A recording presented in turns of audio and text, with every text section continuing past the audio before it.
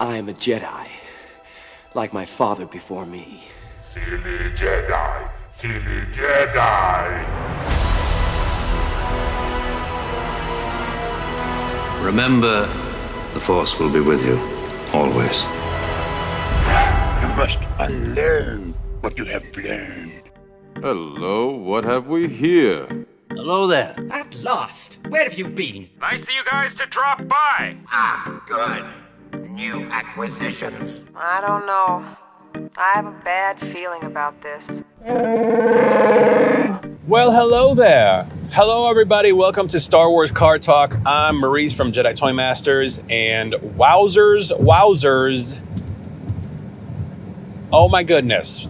Do we have something to talk about this morning? I hope you guys had a great week. I hope you guys are having a wonderful day whenever you're listening to this. And man, oh man, I got to start this off with a big warning. This is a spoiler-filled talk about the Book of Boba Fett, Chapter 7, the final chapter of this season. And oh my goodness, so if you have not seen it, please make sure you see it, make sure you watch it, and then come back. Or maybe you're one of those people that, don't care about spoilers. You like listening to all the spoilers and then going to watch it to see if they match up with what you heard. I don't know. To each its own.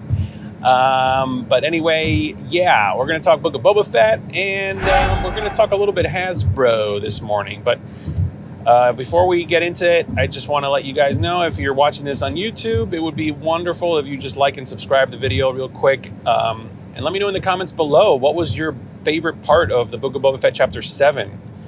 And also, regarding Hasbro, we're going to talk about a little bit about Hasbro. Let me know what your thoughts are on just the way Hasbro is handling Star Wars toys right now. But yeah, it was amazing. Also, we're on Instagram at Jedi Toy Masters. Make sure you follow us and hit me up over there. Okay, so before we get into Book of Boba Fett, I just wanted to touch a little bit on this whole thing with Hasbro.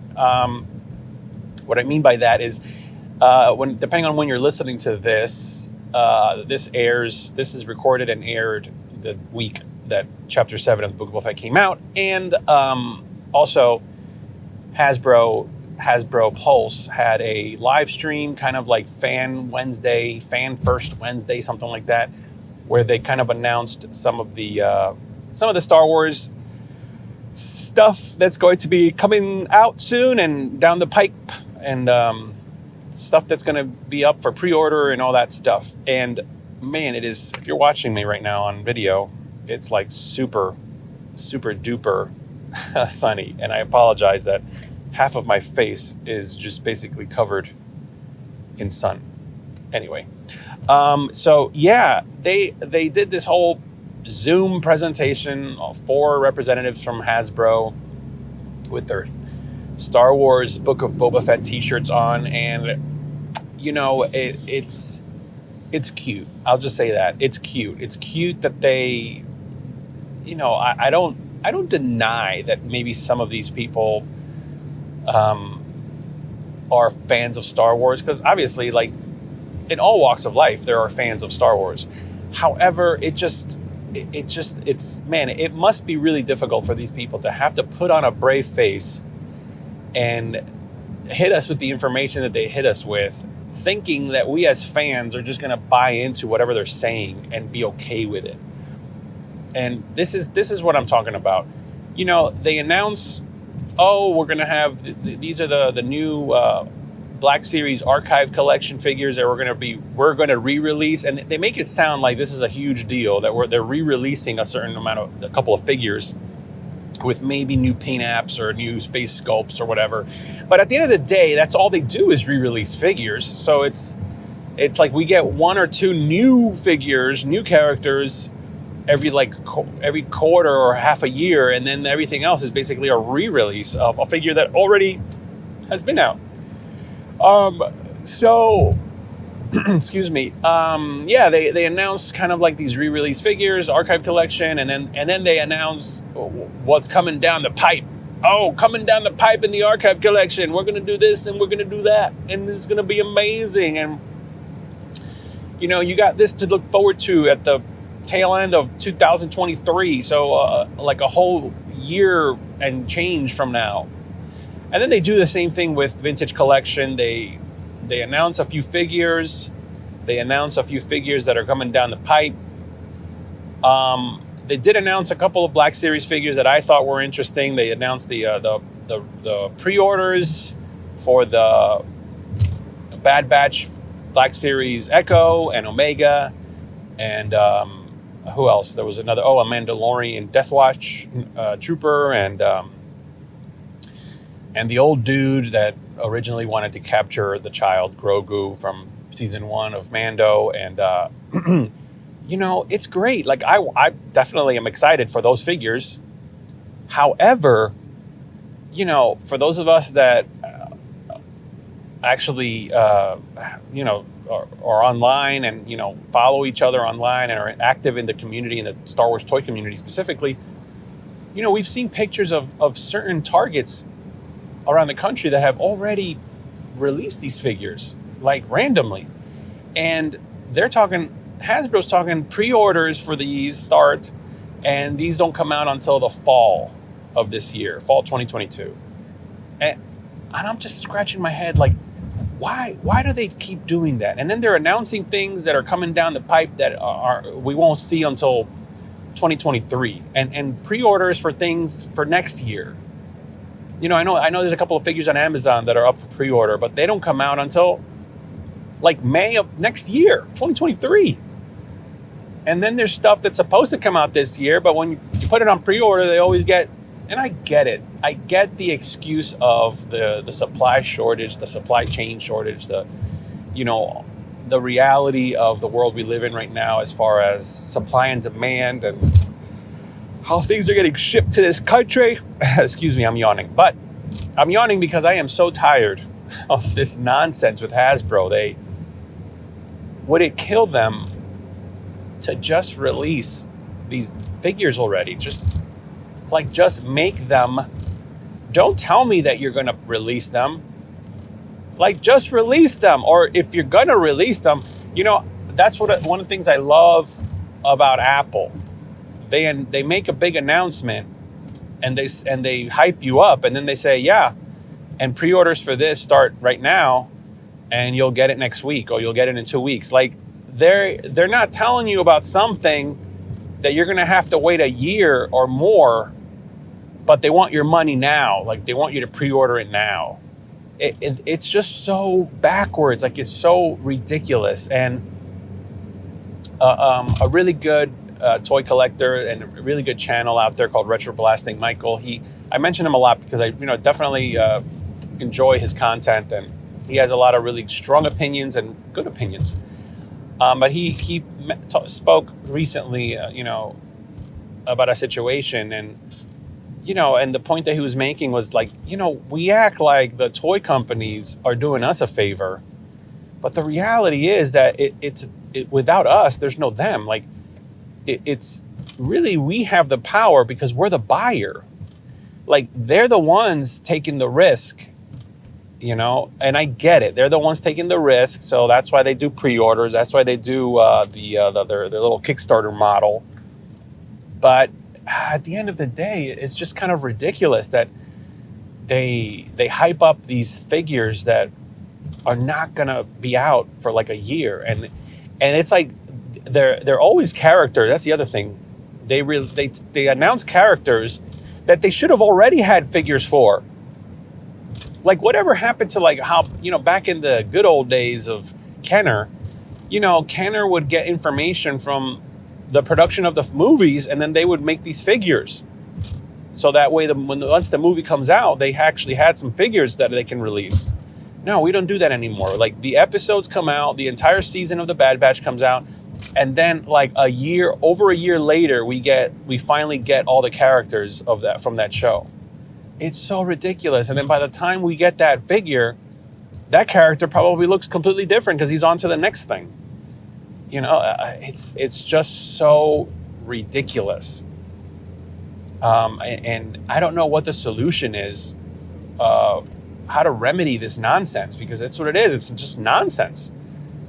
I don't know. I mean, when is Hasbro just gonna like, just finally like just put their money where their mouth is and just put out stuff in quantity. I mean, I'm tired of going to Target and Walmart and all you see is Black Series Landos and Vintage Collection Landos. Why did they produce so many of those figures, but not enough of everything else that's in demand?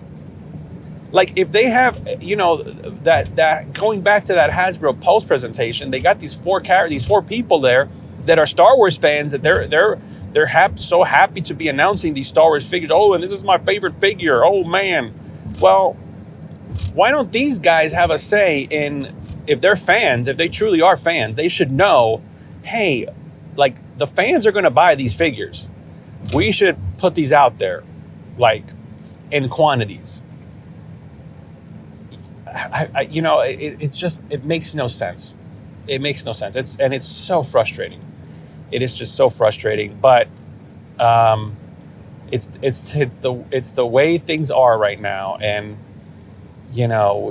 it stinks because there are people that are getting into collecting, or kids that are into toys now, and they don't know any better. They just assume that's how it is. Like, you go to a store and they either have it or they don't. And I come from I remember a time where you would go to a store and, specifically like a Toys R Us, and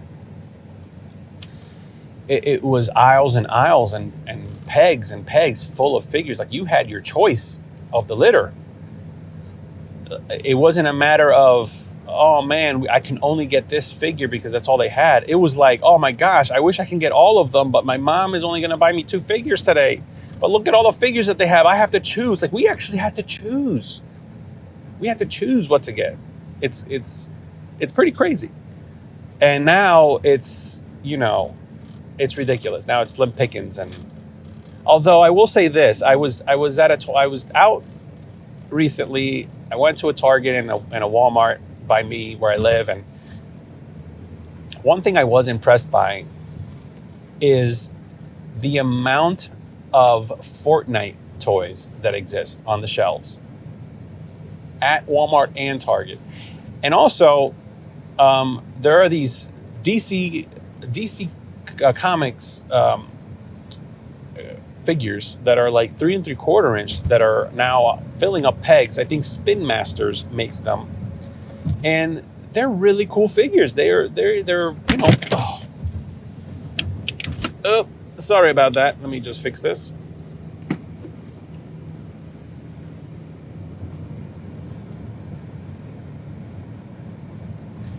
I think Spin Masters makes them, and they are really cool. They're articulated. They're 3 3/4 inch.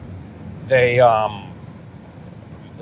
they got different characters. I mean, I was I had bought a bunch for my boys a while back, because they like Batman and Superman and Flash and all these characters, and and they keep pumping out more. So like, I'm like, man, I'm gonna start picking these up because these are really cool, and they're 3 3/4 inch. So it's like, the play value is great. And now, ahead of this Batman movie, this new Batman, Robert Pattinson Batman, they got the same figures modeled for that movie, but in the same scale and similar packaging as these Spin Master figures that I've been seeing on pegs. And going back to Fortnite, like, Fortnite has so many like really cool 3 3/4 inch figures and vehicles, like a video game that it doesn't have a TV show, but it's like an ongoing story, and they have merchandise, like really good merchandise, and there's always stuff there. But you look at the Star Wars section, and it's ridiculous. I saw the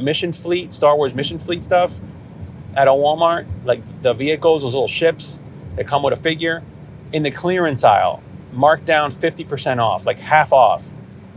And I'm thinking to myself, like, they had a really good property. They had the Play School Star Wars toys that I was collecting from when my first son was born.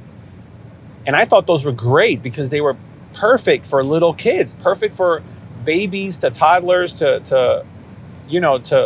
preschoolers, and even older kids. You know, like the play value, my boys still play with them, with what we have, and they just stopped. They just stopped making that stuff, and they got gimmicky with the sequel trilogy figures that they came out in that Play School line. They got just very gimmicky, and then they stopped, and then they're making this mission fleet nonsense that I don't know who's buying. I feel bad for the kids out there that are wanting to collect these and want these, because pretty soon they're going to be gone.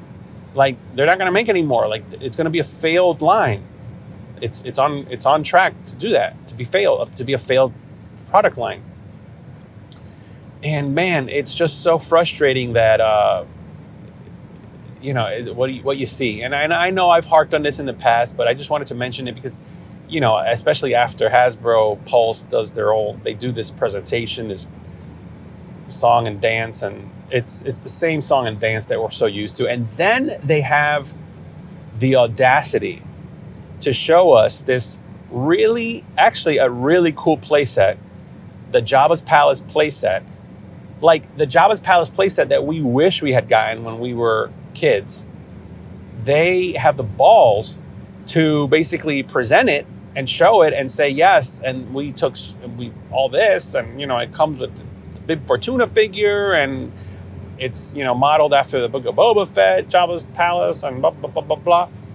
And it's going to come out sometime, I think, in the fall or something, or maybe even next year. And they have the guts to say, and it's going to be $229. Like, I almost fell off my seat when I heard that. I'm like, wait. $229. Now, granted, it comes with a bunch of accessories, and it's really nice, and it's big. You know, it's like, I think they said it's like 20 inches by 10 inches tall, like something like that. Like, okay, but really? $229? So this is not for kids. This is not for families, because, and I mentioned it in the comments of that video when they announced it. I'm like, how is a dad with kids that love Star Wars, how am I supposed to justify paying $229 for that? It's bad enough that you got to pay like $20 or more for a Black Series figure.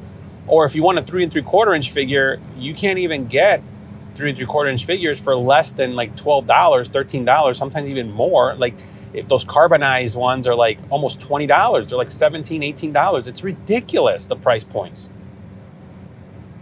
And they stopped making the 5 POA ones unless you count the retro line, which are $10 each, and they're hard to find. So I don't know what Hasbro is thinking. You know, the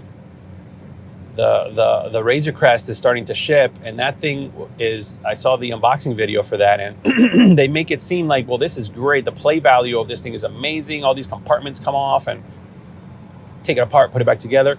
So they understand that this has play value, that a lot of people that are going to get this have kids, and they're going to play with it. But why did you charge so much for it then? And why $229 for a Jabba's playset? So it is ridiculous, the prices. But anyway, speaking of Book of Boba Fett, guys, let's switch gears here and do my quick reaction, my quick recap to the Book of Boba Fett. Chapter 7. Oh my gosh. You know, for all there's been so much complaining and whining of this whole season of this show that it kind of didn't live up to what we thought in our minds. But isn't that the character of Boba Fett? In our minds, we always thought Boba Fett was this, that, or the other. And the reality is that he went from being a nobody, an essential background character, to being an essential character to the mythology of Star Wars, to the clones and, you know, the Mandalorians and all that. And here we are. It's like coming full circle. He's basically just a regular dude with flaws, and, you know, and I think this episode kind of highlighted it, that, you know, he's a little bit in over his head, and that's been Boba Fett's MO. You know, he trying to live up to this legend of his father and this legend of his armor, and he kept himself in trouble. And the difference now is that he's a better person, and because of that, things things work out for him, and he gets help, and he gets respect because he's trying to do what's right. Maybe for the first time in his life, who knows? But I listen. I watched this episode through the lens of watching it with my sons, watching it through their lens, and watching it through that lens, I was super pumped. I was excited. I thought it was great. There's some flaws, definitely some things I can nitpick at, but we basically get Boba Fett gearing up to battle the Syndicate, the Pikes, and excuse me, and it's not a really great plan. Like I feel like we don't really understand how many people they're up against. They say a garrison, which I guess is 12 people in Star Wars. But, we don't know what they're up against. I mean, we're used to watching epic space battles and, and all kinds of giant battles. And this is kind of like a very small, low-level ground battle, gangs. Basically two gangs. It's like the Jets and the Jets and the Preppies or whatever. Excuse me. But I really don't understand, how did Boba Fett really get in over his head so much? Thank goodness Mando was there. Thank goodness the people of Freetown show up when they did. Thank goodness Fennec Shand is such a survivor and such a good assassin, because she basically is the one that takes everybody out in the end. And thank goodness for that Rancor, because man, oh man, did Boba Fett need that Rancor. I thought that was really cool, although the nitpick there would be like, okay, he went to go get the Rancor, but wouldn't it have made more sense for him to just go get his ship? Like, he could have just come back in his ship and blown those destroyer droids to smithereens, and then that's it. Like he could have just taken them all out. But no, he wanted to do it in an epic way with the Rancor, and that was fine because it was entertaining. It was just so much fun. It was honestly, I feel like this whole series, more so than The Mandalorian, I think this series is more in the tradition of watching an episodic animated show, Star Wars animated show, like The Bad Batch or or the Clone Wars. I think it had that style. It had that energy, and it felt big in scale but small also. It was interesting. I thought, I knew Grogu was going to come back. I knew that was going to happen. It was kind of weird that R2-D2 basically just drops him off, flies him in an X-Wing, drops him off, and then takes off to go back to Luke. Why couldn't Luke just drop him off? I mean, it's not like he's training anybody right now. This was going to be his first student. So I just thought that was weird. What else? Man, that Wookiee, man, his fur must be made of Beskar, because he was just he was getting shot left and right, and he still survived. I mean, it looked like his ankle was broken at one point, and he still made it. So that was very interesting indeed. Yeah, all in all, I had fun with the show, and the way it ends is kind of funky because it's almost humorous, him and his little ragtag team is just kind of sitting there talking and relaxing, and Boba Fett has a little moment where he kind of feels like maybe I'm not the leader that these people need. Maybe this is not me. And Fennec Shand is well, then who? So that kind of opens it up to maybe him going to find somebody else. Maybe the Marshal Cobb Vanth becomes that person that he leaves in charge of that whole area of not just Freetown, but all of Tatooine. And maybe, there's a lot of interesting ways this can go, leading into the Mandalorian and Mandalore and Ahsoka. And so it's going to be interesting to see where this goes. I wouldn't be surprised if honestly, I wouldn't be surprised if we end up with a season 2 of the Book of Boba Fett. I wouldn't be surprised if we don't. I think maybe you can tell you can tell Boba Fett stories now. I mean, if anything, this season has proven that you can tell Boba Fett stories and incorporate other stories, and it doesn't have to be all about him. So I wouldn't be surprised if maybe season 3 of The Mandalorian, you get a couple of episodes that are about Boba Fett and how he's going to make his transition into that story. And I can totally see that happening.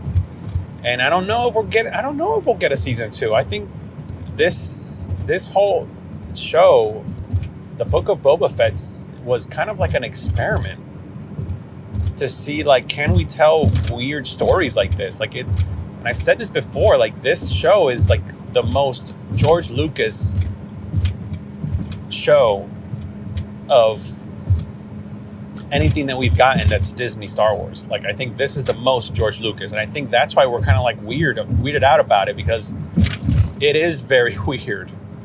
Everything from the speeder bike gang to the weird flashbacks to just the weird characters to the funny moments to it just very weird. And I think that is Star Wars, and that's George Lucas. So I like Grogu putting the Rancor to sleep. I thought that was really cool. That harkens back to Ezra, Star Wars Rebels, and Ezra training and using the Force to kind of like subdue animals and creatures. I like the fact that Mando is still not that great with the Darksaber. Like, he's still not that great with it. Let's see. There was a little bit of King Kong in the Rancor scenes. When he's like climbing the tower, and but it was really cool to actually see a Rancor in live action like that, move around. Like the last time we saw something like that was maybe like in a video game. My sons have been playing The Force Unleashed, and there's like a giant Rancor in that you have to defeat. And but yeah, now I want a Rancor. Not the HasLab Kickstarter one that they wanted way too much money for. No, I want one of those like the 90s, late 90s or the 2000s Rancor that came out. Now I'm gonna have to search eBay for one because I really want a Rancor. But anyway, guys, what did you think of this?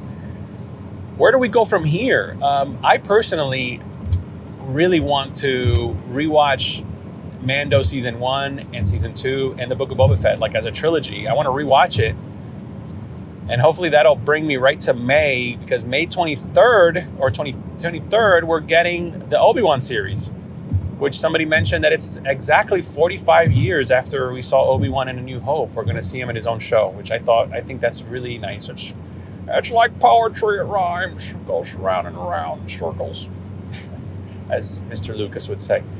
I really, really, I don't know, I enjoyed myself with this show, man. I can't, yes, there's a lot of things that are just nitpick, you can nitpick and are weird, but like, at the end of the day, like, they didn't ruin the character for me, and they're not ruining anything for me. Like, it's not like, oh, this is ruining Star Wars. Like, no, like, I think this was fun and interesting and different, and the reality is Boba Fett is a very obscure character. Like, yeah, he's become this legend to a lot of us, but like the character doesn't really belong to us. Like, whatever stories have been made about this character, I think just make it more interesting. And the duel at the end with Cad Bane, I mean, I really wish they had mentioned, like, I wish Cad Bane had a line or something where he's like, you may have that armor, but this time you're gonna get more than just that dent on your helmet. Like, I wish there was a line like that to kind of insinuate that dent in Boba Fett's helmet was because of Cad Bane, because of that unused storyline from Clone Wars that Dave Filoni wrote. The duel with Cad Bane was really cool, especially since we've seen Cad Bane for those of us that watch Clone Wars and Bad Batch, and you know, Cad Bane has been this elusive character that, man, he's like, he always escapes, he never gets caught. It's like he's so good. And here finally Boba Fett gets the upper hand, of course, because Cad Bane is old. He's old basically. And the way he kills him, he doesn't kill him like the way Cad Bane would kill him. He kills him the way a Tusken would kill him. A Tusken Raider would kill him, which is his people, you know, now. Because he's a new man, he's a new person. He's not Boba Fett anymore. He's this new thing. He's born again. It's a nice. But guys, what did you think? I don't know. My mind is all over the place. I'm trying to think of things that I didn't like.